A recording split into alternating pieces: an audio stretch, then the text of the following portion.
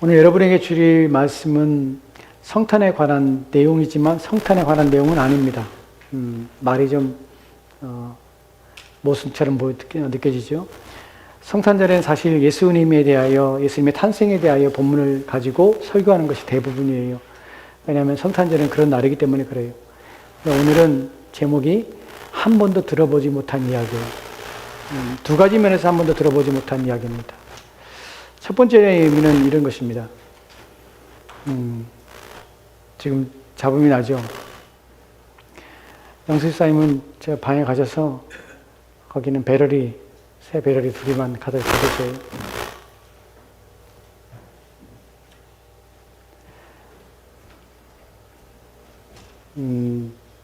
이런 일이 있으면 제가 머리가 복잡해지거든요. 생각이 다 잊어버리고. 제가 지금 두 가지 얘기를 먼저 말씀을 드리려고 해요. 하나는 무엇이냐면, 왜 한 번도 듣지 못한 이야기냐면, 첫 번째로는 인류 역사는 사람들에 쓰여졌습니다. 그래서 사람들의 이야기죠. 그들이 무엇을 했고, 또 무엇을 이뤘고, 또한 어느 나라가 흥황했고, 어느 나라가 쇠퇴했고 하는 것들을 기록한 것이 인류 역사입니다. 근데 역사 속에서 하나님에 대해서 우리가 오늘 살펴볼 이야기는 사람들의 이야기가 아니라 하나님에 대한 이야기예요. 하나님이 역사 속에 기록되지 않은 하나님의 기록, 하나님에 대한 이야기이기 때문에 세상 사람들에게 있어서 한 번도 들어보지 못한 이야기예요. 왜냐하면 자신들의 역사가 아니기 때문에. 그래서 하나님의 역사에 대한 이야기 때문에 첫 번째, 한 번도 들어보지 못한 이야기. 두 번째, 성경을 안다고 하지만, 성경을 연구하고 성경을 깊이 깨닫는다고 하지만, 그러나 하나님께서 어떻게 우리의 구원을 이루시는지에 대하여 깊이 이해하지 못하고 성경 전체를 종합해 살펴보지 못하면 성경을 안다 하는 자들도 잘 모르는 이야기가 있습니다. 그 오래전 이야기, 이 세상이 지어지기 전에 일어났던 이야기, 그 이야기를 오늘 여러분에게 말씀을 드려야 합니다. 그래서 여러분은 한 번도 들어보지 못한 이야기가 될 것이에요. 이제 성탄절에 대한 이야기를 먼저 좀 하도록 합시다. 성탄절에, 우리가, 가져오세요. 배럴이가 AA 2개예요. 이거 세 개인가? 예. 아니, AA만 주세요. 그 2개만 주세요. 이거는 여기만. 예. 지금 소리가 괜찮죠? 예. 이거 다 나가요, 지금. 왜 성탄절에 대한 이야기를 할 때에 여러분이 알아야 될 첫 번째 2가지, 또한 두 번째 2가지가 있는데, 첫 번째는, 그렇지 않다는 얘기, 바른 것을, 잘못된 것을 교정하려고 하는 얘기고요. 두 번째는 그럼에도 불구하고 왜 해야 되는지에 대한 얘기를 먼저 말씀드리려고 그래요. 짧게 말씀드릴게요. 성탄절은 사실 예수님께서는 이날 태어나지 않으셨습니다. 아시죠?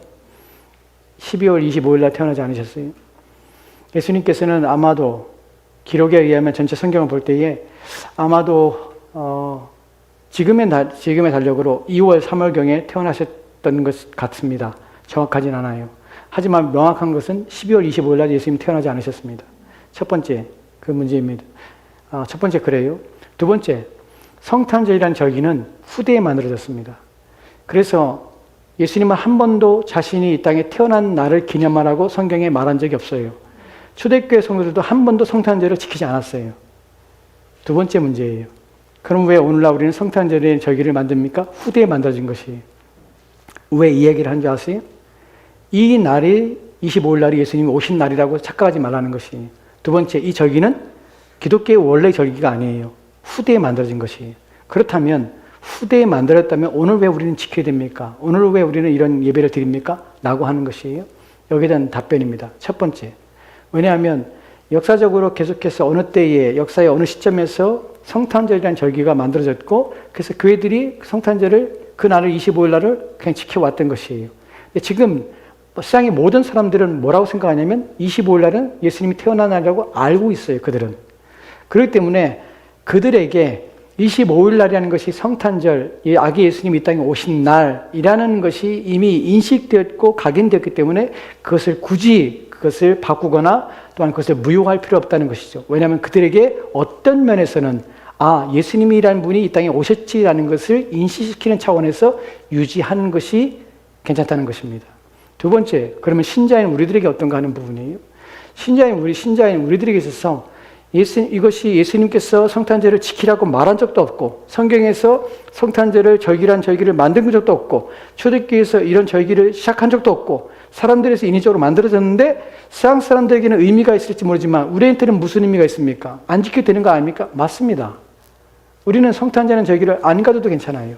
하지만 왜 갔냐면 적어도 1년에 한 번 여러분들이 예수님이 이 땅에 오심에 대하여 들을 수 있는 기회가 한 번이라도 더 주어진다면 이것은 우리에게 유익하기 때문에 지키는 것입니다.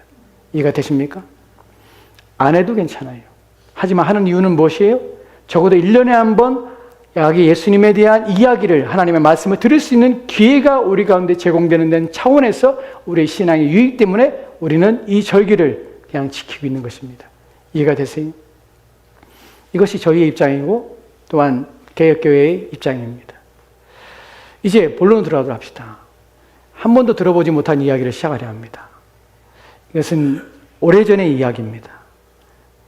오래전의 이야기는 인간의 역사를 초월하는 이야기예요. 그 이야기 시작할 때에 저는 첫 번째 여러분에게 말씀하고자 하는 것이 무엇이냐면 언약에 대해서 말씀을 드리고 싶어요. 사전적 의미에서 언약이라는 것은 말씀언이에요. 그 다음에 약속하는 것이에요. 말로 약속하는 것을 언약이라고 그래요. 그것이 우리가 알고 있는 사전적인 의미 속에서의 언약이라는 의미예요. 하지만 성경에서 언약이라고 할 때의 의미는 달라요. 우리가 생각하는 것처럼 말로 한 약속이 언약이 아니에요. 성경에서 말할 때 언약이라는 단어는 히브리어로는 베르트라는 단어예요. 이 단어는 의미가 무엇이냐면 원래의 의미는 무엇이냐면 자르다, 쪼개다 라는 의미가 언약이라는 의미예요. 여러분 신기하지 않아요? 히브리어에서 언약을 맺는다, 누구와 약속을 한다 할 때에 이것을 베리트라는 말을 해요. 그 말은 쪼개는 것이야, 자르는 것이야, 잘라내는 것이야, 갈라놓는 것이야, 나는 것이에요. 그럼 무엇을 쪼개고 무엇을 자르냐는 것이에요. 짐승을 자르고 짐승을 쪼개는 것이에요. 왜 짐승을 쪼개고 짐승을 자르는 것을 언약이라고 했냐면 우리는 그런 표현 쓰죠. 말에 대해서 무게, 남아이른 중천금이라는 표현을 쓸 때에 말의 무게, 우리가 영어 사용할 때 그러죠. You got my word. You have my word. 무슨 말이에요? 내가 약속한다는 말이에요. 말로 무게를 갖는 것이에요. 약속이라는 것은 그 지켜야 되는 것이에요. 고대에 있어서 언약이라는 것이 왜 쪼개고 자르다는 의미를 갖냐면 내가 만약에 우리 중에 누가 약속을 안 지키면 그 약속을 안 지킨 자는 이 짐승의 둘로 쪼개지고 찢어진 것처럼 그 사람은 그러한 죽임을 당할 것을 서약하는 것이에요. 그 당시에 있어서는 언약이라는 것은 함부로 할 수 있는 것이 아니에요. 왜냐하면 내 생명을 담보로 하는 것이에요. 누군가에게 언약을 맺는다는 것은 둘 중에 하나는 그 약속을 깨는 즉시 그 사람은 그렇게 죽임을 당해도 마찬가지예요. 돼도 그냥 괜찮다는 것이. 내가 그렇게 죽임을 당해도 괜찮아. 내가 만약에 어긴다면 나는 쪼개져도 괜찮아. 나는 그렇게 될 거야. 그렇기 때문에 그렇게 안 되기 위해서는 이 약속을 지킬 것이야. 라고 하는 것이 언약이에요. 그렇기 때문에 지금의 우리가 생각하는 언약, 약속과는 큰 차이가 있어요. 생명을 거는 일이에요. 목숨을 거는 일이 언약이에요. 성경에는 언약이라는 표현을 많이 씁니다. 그 언약 가운데서 당시에 구약시대에 가장 큰 언약의 방식이 뭐냐면 종주권 언약이라는 것이 있습니다. 좀 말이 어려울 수 있습니다. 종주라는 것은 무슨 말이냐면 우리가 시종, 종가 때 갈 때 종자를 써요. 그러니까 시예요. 그러니까 뭔가 주인, 가장 으뜸인 주인, 즉 주인이 맺는 언약, 그래서 종주권 언약이에요. 종주권 언약은 누가 하냐면 강자와 약자 사이에 맺어지는 것을 종주권 언약이라고 그래요. 강자는 어떻게 합니까? 큰 나라가 작은 나라를 지배해요. 점령했습니다. 그러면 언약을 맺어요. 왕과 왕 사이에 언약을 맺어요. 맺을 때에 강한 종주가 되는 나라는 약속, 즉 속국에게 요구를 하는 것이죠. 너는 언약을 맺어. 나랑 언약을 맺는데 짐승을 둘로 쪼개놓고 거기를 함께 지나가는 것이에요. 지나가면서 종주는 뭐라고 약속하냐면 나는 너에게 너희 나라를 다스릴 것이며 너를 보호할 것이며 너를 지켜줄 것이야. 만약에 너희 나라가 다른 나라의 침략을 받으면 내가 가서 너를 보호해주고 지켜줄게 하는 약속을 줘요. 그럼 속국은 무슨 약속을 하게 되냐면 나는 매년마다 곡식과 곡물을 어느 정도 당신에게 바치겠습니다.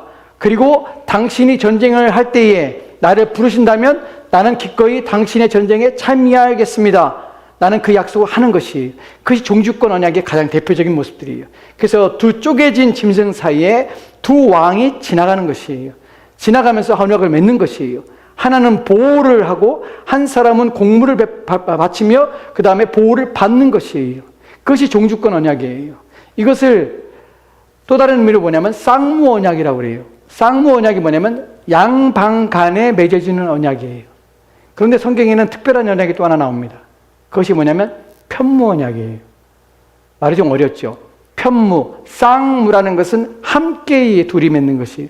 편무라는 것은 한쪽 면에서만 언약을 맺는 것이에요. 내가 너무 강대국이에요. 그래서 내가 다른 나라를 정복했어요. 정복해서 모든 나라들이 있는데 그 모든 나라의 왕들을 불렀어요. 그러고서는 너희들은 내 명령에 무조건 복종해. 그다음에 나의 공물을 얼마씩 바치며 세금을 바쳐. 그리고 그것을 지키도록 너는 약속을 해. 그때 짐승을 쪼개놓고 그 왕들을 지나가게 하는 것이, 혼자 지나가게 하는 것이, 속국이 약자가 혼자 지나가면서 종주에게 맹세하는 것이, 왕이시여 나는 당신의 부하이며 당신의 나라의 지배를 받을 것이며 당신의 통치 아래에 있을 것입니다. 나는 공물을 당신에게 어느 정도 바칠 것입니다. 매년마다 세금을 바칠 것입니다. 하는 약속을 하고 혼자 지나가요. 종주는 안 지나가요. 이것을 편무언약이라고 해요. 그러면 이것은 누가 누구에게 요구할 수 있는 것입니까? 강자가 약자에게 요구할 수 있는 것이, 약자가 강자에게 요구할 수 있는 것이 아니에요. 근데 성경에는 특이하게 이 언약이 특이하게 일어나요. 그 부분을 보도록 할게요. 창세기 15장 8절 말씀 보면 이렇게 기록됐습니다. 같이 읽도록 시작. 그가 이르되 주 여호와여 내가 이 땅을 소유로 받을 것을 무엇으로 알리일까? 아멘. 여기서 그는 누구냐면 아브라함이에요. 아브라함이 여호와 하나님께 묻습니다. 주 여호와여 내가 이 땅을, 가나안 땅을 소유로 받을 것을 무엇으로 내가 알겠습니까? 너와 내 자손에게 이 땅을 주리라. 내가 어떻게 그것을 알 수 있습니까? 내 자손은 하늘의 별과 같이 땅에 바다의 해변의 모래와 같이 많게 하리라. 내가 그것을 어떻게 알 수 있습니까? 표징을 보여주십시오. 징표를 주십시오. 라고 요구하는 것이에요. 이때 하나님께서 9절과 10절 말씀에 이렇게 말씀하십니다. 9절과 10절 말씀 같이 읽도록 합시다. 시작. 여호와께서 그에게 이르시되 나를 위하여 3년 된 암소와 3년 된 암염소와 3년 된 수양과 3비둘기와 집비둘기 새끼를 가져올지니라. 아브라함이 그 모든 것을 가져다가 그 중간을 쪼개고 그 쪼갠 것을 마주 대하여 놓고 그 새는 쪼개지 아니하였으며. 아멘. 하나님께서 지금 논리를 보십시다. 이 땅을 주리라. 내가 무엇으로 하겠습니까? 내가 징표를 주십시오. 라는 말에 하나님께서 나를 위하여 3년 된 암소와 3년 된 암염소와 3년 된 순양과 산비둘기와 집비둘기 새끼를 가져오라고 말합니다. 근데 가져오면 되는데 아브라함이 하는 일이 무엇입니까? 짐승을 쪼개놓고 있다는 것이에요. 그럼 뭐 하는 짓이에요 이게? 언약을 체결한다는 것을 알고 있다는 것이에요. 누가요? 아브라함이. 왜 가져온지를 아는 것이에요. 왜 가져오라는지를 이해가 되는 것이에요. 그 짐승을 쪼개는 것이에요. 쪼개다는 말이 뭐예요? 베리트. 이것이 무슨 말이에요? 언약. 쪼개놓는 것이에요. 그럼 쪼개놓으면 이 하나님께서 약속을 하신다는 것이에요. 그럼 쪼개놓으면 누가 지나가야 됩니까? 하나님이 강자이십니까? 아브라함이 강자입니까? 아브라함이 하나님께 요구할 수 있습니까? 아니면 하나님이 아브라함에게 요구할 수 있습니까? 누가 누구에게 요구를 해야 되는 것입니까? 아브라함이 지나가야죠. 근데 다음에 보면은 누가 지나간지를 봅시다. 창세기 15장 17절 말씀은 이렇게 기록됐어요. 같이 돌아합시다. 시작. 해가 져서 어두울 때 연기나는 화로가 보이며 타는 횃불이 쪼갠 고기 사이로 지나가더라. 아멘. 이런 구절들이 주는 의미가 무엇이냐면 분명히 종주권 언약에서는 두 쌍무 언약으로 둘이 같이 지나가면서 왕은 보호를, 그 다음에 속국은 공물을 바쳐야 됩니다. 그 의무를 다해야 되는 것이에요. 세금을 바쳐야 되는 것이에요. 강자가 약자에게 요구를 하는 것이에요. 편무언약에서는 항상 약자가 지나가는 것이에요. 강자가 지나가지 않아요. 약자가 강자에게 당신 나를 위해서 이걸 해줘야 돼요. 당신 이렇게 하세요. 말할 수가 없어요. 왜냐하면 지배하는 왕이 너는 이렇게 해라고 요구할 때 할 수밖에 없는 것이 약자예요. 왜냐하면 죽을 수밖에 없기 때문에. 그런데 지금 하나님께서 표징을 달라는 아브라함에게 내가 너에게 표징을 줄게. 짐승들을 가져오라. 아브라함은 짐승을 가져다 쪼개놓습니다. 그런데 쪼개놓는데 그 쪼개는 사이를 누가 지나가냐면 연기나는 화로가 보이며 타는 횃불이 쪼갠 고기 사이를 지나가다는 것이 누구냐면 하나님이 지나가시는 것이. 여러분, 이 이야기가 왜 놀라운 이야기인 줄 아십니까? 하나님께서는 자신이 그렇게 하셔야 될 필요가 없음에 불구하고 강자이신 하나님이 약자인 아브라함을 위해서 네가 나를 못 믿어? 내가 너에게 약속을 줄게. 네가 나를 알지 못해? 내가 이 약속을 너에게 반드시 지킬 것을 내가 보여줄게. 어떻게 하냐면 내가 쪼갠 고기 사이로 지나가. 그럼 무슨 말이에요? 내가 만약에 내가 너에게 준 약속을 어긴다면 나는 둘로 쪼개질 것이야 라고 하나님 자신을 거는 것이. 여러분, 어떤 신이 자기의 생명을 바쳐서 자기의 생명을 나의 살아있음을 가지고 어떤 신이 인간을 위하여 자기의 생명을 다하여서 생명을 걸고 그 약속을 하며 도움을 주기로 하겠습니까? 하나님은 왜 그렇게 하셔야 됩니까? 그렇게 할 이유가 무엇입니까? 없어요. 아브라함이 하나님 앞에 요구할 수 있는 것이 없습니다. 가나안 땅을 주시겠다는 것이에요. 하늘의 별과 같이 해변의 모래같이 내 자손을 많게 하겠다는 것이에요.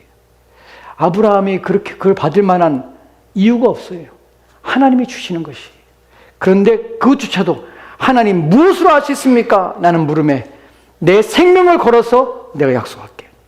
그리고 주시고자 하신 것이. 여러분, 이것이 신약에 와서 이루어지죠. 어떻게 이루어집니까? 하나님께서는 자신의 생명을 우리를 위하여 주신 것이에요. 자신의 생명을 다해서 우리를 살리신 것이. 누굴 통하여서요? 그리스도 예수를 통하여서요. 이제 우리는 이 작은 언약에 국한된 것이 아니라 더 큰 언약을 볼 것이, 더 놀라운 이야기가 이제 시작됩니다. 여러분이 성경을 자세히 살펴보지 않으면 이 이야기들은 우리의 이성으로, 우리의 지성으로 알 수 있는 부분이 아니에요. 왜냐하면 우리가 있기 전에 맺어진 언약이거든요. 언약이라는 것은 상대방이 혜택을 입는 것입니다.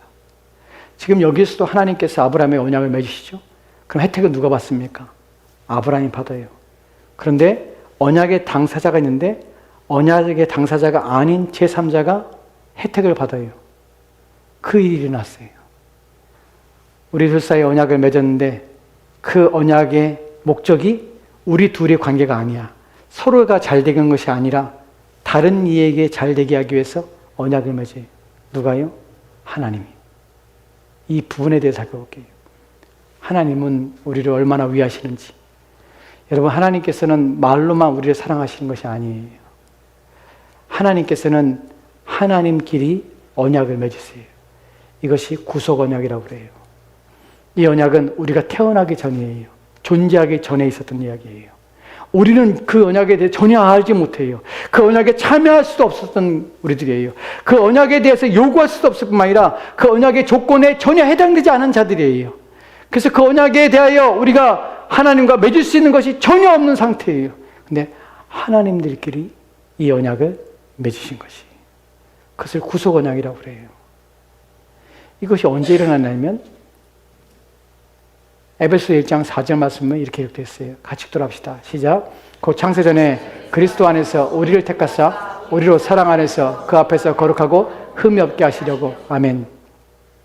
본문에 보면 창세전에, 세상이 지어지기 전에, 이 땅을 하나님이 짓기 전에 그리스도 안에서 우리를 택하사. 누굴 택했어요? 우리를 택하신 것이. 누구 안에서? 그리스도를 믿도록, 그리스도를 통해서 구원을 얻도록, 그리스도를 통해서 멸망당하지 않도록 우리를 택하신 것이. 그래서 그 앞에, 하나님 앞에서 거룩하고 흠이 없게 하시려고. 우리의 모든 죄를 씻으시고 우리를 깨끗하게 하시고 정결하게 하셔서 하나님의 자녀가 되게 하시는 것이. 언제? 창세전에. 우리가 이 땅에 존재하기 전에 하나님이 그렇게 하신 것이. 왜 무슨 일이 났을까요? 어떤 일이 일어난 것일까요? 우리가 이 땅에 존재하기 전에 하나님은 무슨 일을 하신 것일까요? 5절 말씀에 다음 절 말씀에 이렇게 기록됐습니다. 같이 봅시다. 시작. 그 기쁘신 뜻대로 우리를 예정하사 예수 그리스도로 말미암아 자기 아들들이 되게 하셨으니 아멘. 그 기쁘신 뜻대로 우리를 예정하셨어요. 언제? 창세전에. 창세전에 하나님께서는 우리를 택하셔서 그리스도를 통하여서 우리로 하여금 우리의 죄에 대하여, 우리의 하나님을 대항하는 악에 대하여 하나님은 그것을 깨끗하게 하시도록 하나님은 마음을 정하신 것이에요. 왜 정하셨습니까? 왜 그렇게 하셨습니까? 그분이 기뻐하셨대요. 우리를 구원하시기를. 우리를 불러내어 자신의 자녀 삼기를 기뻐하셨대요. 그래서 그리스도 예수를 말미암아 자기 아들들이 되도록 이미 창세전에 하나님께서는 계획하시고 그것을 그 아들을 통하여서 이 땅에 보내셔서 그것을 성취하시고 이루신 것이에요. 근데 그 성취와 이루심은 언제 되어졌냐? 언제 계획되었냐? 창세전에 계획되어진 것이에요. 창세전에 성부 하나님과 성자 하나님께서 무슨 일이 있었던 것이에요, 두 분이. 이것이 약속이에요. 두 분이 약속하신 것이에요. 이것을 어떻게 하냐고요? 오늘 우리가 읽었던 요한복음 5장 30절 말씀 보면 이렇게 되었습니다. 같이 들어갑시다. 시작. 내가 아무것도 스스로 할 수 없노라. 드는 대로 심판하노니 나는 나의 뜻대로 하려 하지 않고 나를 보내신 네 뜻대로 하려 함으로 내 심판은 의로우리라. 아멘. 내가 아무것도 스스로 할 수 없다. 왜 그럴까요? 예수님 말씀하시는 것이 나는 드는 대로 심판하는데 나는 나의 뜻대로 하려 하지 않고 누구의 뜻대로? 나의 뜻대로 하지 않고 나를 보내신 이의 뜻대로 한다. 예수님께서 이 땅에 오셨을 때에 뭐라고 하냐면 하나님께서 나를 보내셨다고 표현하고 있어요. 그리고 나는 아버지의 뜻을 이루며 아버지 뜻대로 하는 것이다. 아버지께서 말씀하신 것을 나는 말할 뿐이다 하고 말하는 것이에요.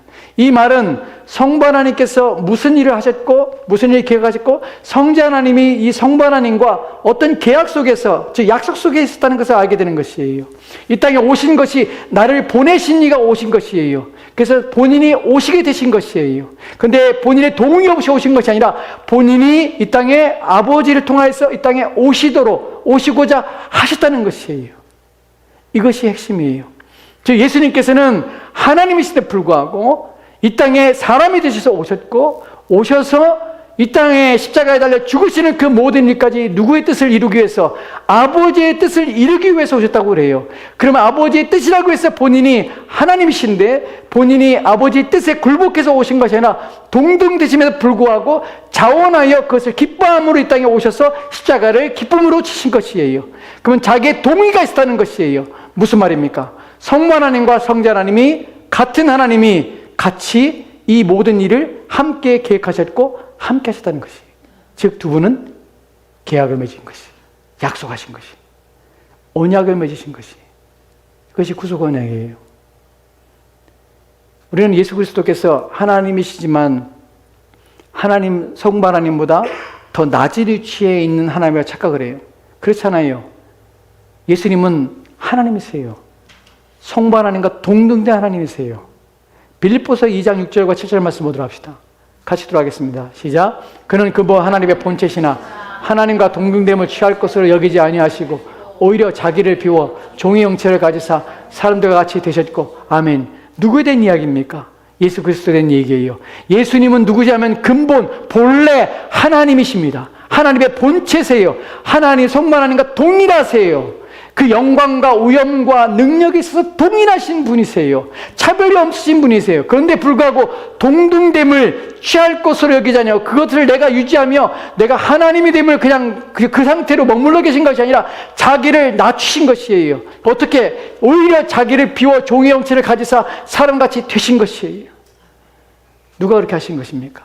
성부 하나님이 요구하셨고 성자 하나님은 자원하셔서 자신이 하나님과 본체시지만 동등됨을 여기껏 취하지 아니하시고 자신을 낮추사 종과 같은 인간의 형상을 입으시고 이 땅에 오시게 된 것이에요. 왜 그렇게 하셨습니까? 왜냐하면 두 분이 언약을 맺으셨기 때문에 그래요. 누구를 위해 언약을 맺었습니까? 아무것도 아닌 저와 여러분을 위하여 언약을 맺으신 것이에요. 자신의 피조물을 위하여 언약을 맺으신 것이에요. 생각해 봅시다. 하나님이 이 땅의 모든 피조물 가운데 오직 유일하게 사람을 위하여 사람이 되셨고 또한 그 사람을 위하여 하나님께서는 그 사람을 구원하시기 위하여 이 땅에 오시기로 창세전에 인간의 타락한 것을 아시지만 그것을 그냥 내버려 두셨고, 그러나 그를 버려두지 아니하시고 끝내 구원을 이루시기 위해서 자신의 아들을 이 땅에 보내셨고, 그 아들은 순종하여 이 땅에 오셔서 십자가에 자진하여 나가서 자신을 내어두심을 말미암아 십자가 밖에 죽으시고, 자신의 죽으심을 통하여서 그걸 믿는 모든 자들의 죄를 사하여 주셔서 다시금 하나님의 아들 되게 하신 것이에요. 왜 그렇게 하신 것입니까? 왜냐하면 우리가 하나님 형상으로 지음받은 하나님의 형상이기 때문에 그래요. 그리고 그렇게 하시지 않아도 되는데 불구하고 하나님은 자발적으로 우리를 사랑하셨고 자발적으로 우리를 구원하시기를 기뻐하셨다는 것이에요. 이것이 우리가 말로 할 수 없는 은혜예요. 우리가 전혀 생각하지 못하고 알지 못할 때 이 땅에 존재하기 오랜 전에 하나님께서는 그렇게 하나님끼리 약속하신 것이에요. 그 약속 가운데 그 시혜를 입는 것들은 바로 죄인들인 우리들입니다. 우리와 전혀 상관없는데 두 분이 맺으신 언약 가운데 우리는 이 놀라운 구원의 은혜를 맛보게 된 것이에요. 여러분, 구속 언약이라는 것은 하나님끼리의 약속입니다. 세상이 지어지기 전에 죄인 되어서 심판을 받아 마땅하여서 하나님의 진노를 일으키며 악을 향한 말미암아서 하나님이 멸해되는 그 인간들을 위하여 두 분 하나님께서 맺으신 언약이에요. 그런데 두 분만이 아닙니다. 세 분이 맺으셨습니다. 성령 하나님도 함께 맺으신 것이. 여러분, 성부 하나님과 성자 하나님과 성령 하나님은 동일한 하나님이십니다. 그 위와 그 능력과 영광과 그 힘에 있어서 본질적으로 하나님이시기 때문에 동등된 것이에요. 성령 하나님은 그런데 자신을 더 낮추셨습니다. 누구를 위하여? 우리를 위하여. 어떻게 낮추신 것입니까? 요한복음 15장 봅시다. 요한복음 15장 26절 말씀이 이렇게 기록됐습니다. 같이 읽겠습니다. 시작. 내가 아버지께로부터 너에게 보낼 보혜사 곧 아버지께로부터 나오는 진리의 성령이 오실 때에 그가 나를 증언하실 것이요. 아멘. 예수님께서 아버지께로부터 내가 너희에게 보낼 보혜사. 내가 보혜사인데, 내가 보혜사 돕는 자인데, 나는 아버지께로 이제 부활하여 죽으신 후에 부활하시고 승천하여 하나님 우편에 앉아 계시고 하늘로 올라가시기 때문에 내 대신에 보혜사를 보낼 것인데, 내가 보내는 것이 아니라 아버지로부터 나오는 진리의 영이신 성령을 내가 너에게 보낼 것이라는 것이에요. 성령 하나님이 오셔서 하나님이 무엇입니까? 우리로 하여금 우리의 마음을 바꾸고 우리의 생각을 바꾸고 우리로 하여금 하나님을 믿게 하는 일들을 하시는 것이에요. 또 하나님의 말씀을 깨닫게 하시는 것이에요. 그가 오시리니 그가 오면 내가 너에게 가르친 것들을 생각나게 하고 알게 할 것이야.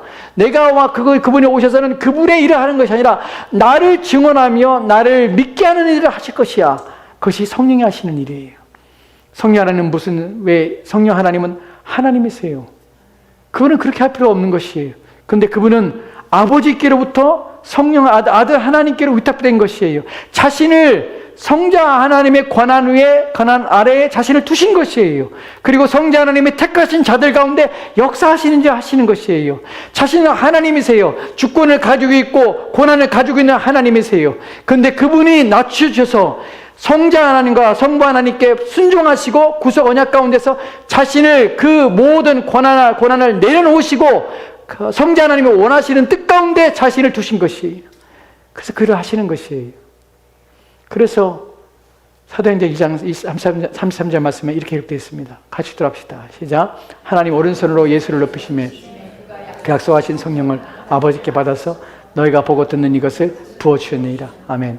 하나님의 오른손으로 예수님을 높이시며 누가 예수 그리스도의 약속하신 성령을 아버지께 받아서 너희가 보고 듣고 있는 이것을 부어주시느니라. 성령이 마치 물질처럼 부어주신다는 표현을 씁니다. 누가 부어주십니까? 예수 그리스도께서 부어주시는 것이에요. 성령은 하나님이세요. 그런데 하나님께서 성자 하나님께 귀속되고 성자 하나님의 명령과 성자 하나님의 뜻에 스스로를 귀속시키신 것이에요. 왜요? 누구를 해서? 저와 여러분의 구원을 위해서 그렇습니다. 여러분, 오늘 성탄절입니다. 성탄절 날 저와 여러분의 마음속에 가져야 될 것이 무엇이냐면, 어떻게 우리를 구원하시는 일들이, 이 놀라운 일이 일어나는가 하는 것이, 영원전, 우리가 알지 못하는 창세 전에 삼위 하나님께서는 인간의 타락할 것을 아셨습니다. 그럼에도 불구하고 인간의 자율권을 주셨고, 자유의지를 가진 인간은 하나님을 대적하였습니다. 하나님의 뜻에 거역하며 하나님을 대적하여 하나님께 범죄하며 하나님을 떠났습니다. 그래 타락한 인간들에 대하여 하나님께서는 그들을 구원하시기로 이미 창세전에 모든 걸 알고 계신 그분들은 아셨고, 그래서 그 인간을 구원하기 위하여 세 분은 약속하십니다.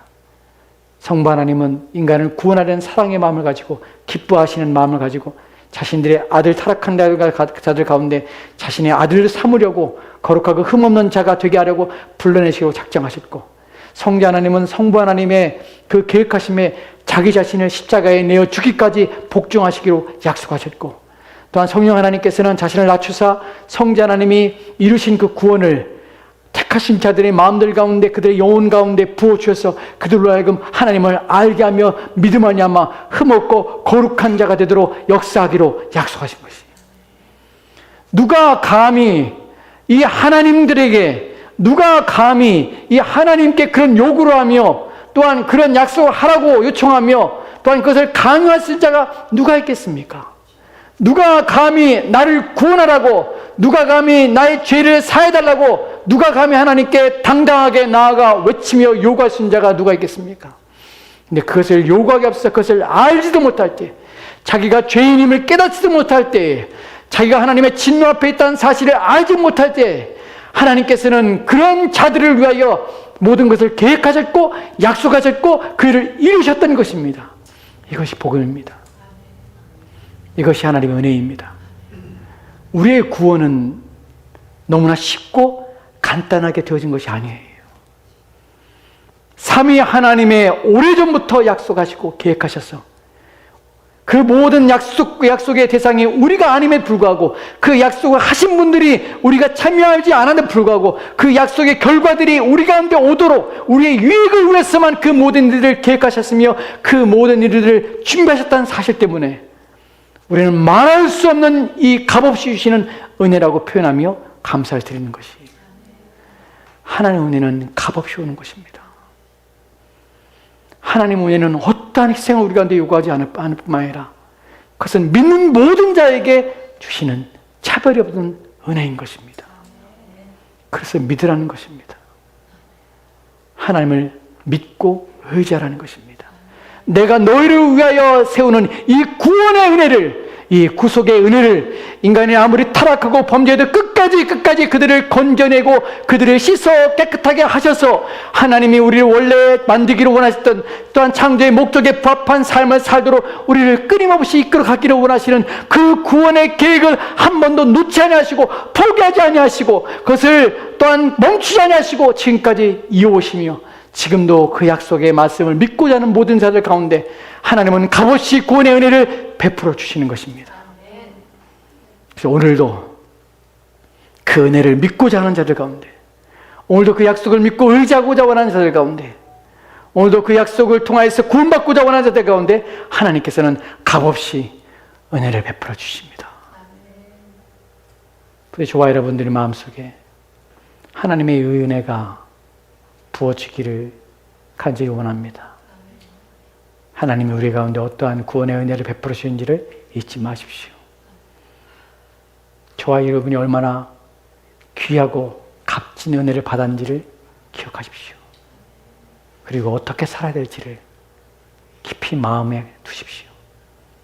하나님을 위하여 사는 것이 결코 손해가 아닙니다. 그분께서 우리 가운데 베푸신 것을 생각하면 우리가 이 땅을 살면서 어떠한 희생을 치른다 할지라도 그것이 결코 그분 앞에 그분의 은혜와 비교할 수 없다는 사실을 알게 되는 것이, 그래서 주 예수밖에는 없습니다. 이 땅의 그 어떤 것들도 주 예수와 바꿀 수 없습니다. 이것이 우리의 고백입니다. 성탄절 주님의 은혜를 생각하시고 삼위 하나님이 우리 가운데 베푸신 은혜를 깊이 마음에 새기십시오. 그리고 감사와 영광을 주 앞에 돌립시다. 기도합시다. 하나님, 왜 그러셨습니까? 하나님 앞에 볼품없는 우리들, 하나님이 미워하실 수밖에 없으며 하나님 앞에 혐오감을 드러내며 또한 하나님을 구역질나게 할 만큼 심각한 죄로 말미암아 오염된 우리들을 왜 그렇게 구원하시려고 계획하셨고 자신을 쪼개며 자신을 십자가에 피와 물로 말미암아 죽기까지 우리를 사랑하신 것입니까?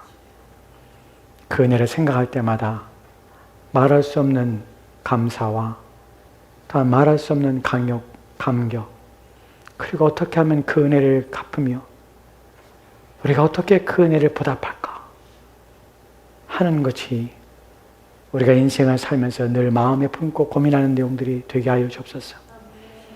하나님의 은혜를 안다면 어떻게 우리가 그 은혜를 헛되게 하며 하나님의 구원의 그 놀라운 계획들과 그 방식과 방법을 안다면 하나님의 구원을 어찌 그리 우리가 헛되게 하며 헛되이 하나님을 버릴 수 있을까? 우리가 생각해 보게 도와주옵소서. 우리 마음을 주께 매게 하시고 진리의 말씀을 깊이 깨달으며 이해하며 인식하도록 도와주셔서 오직 주를 위하여 사는 우리 삶 되도록 도와주옵소서. 주께서 함께 원하오며 예수님 이름으로 기도합니다. 아멘.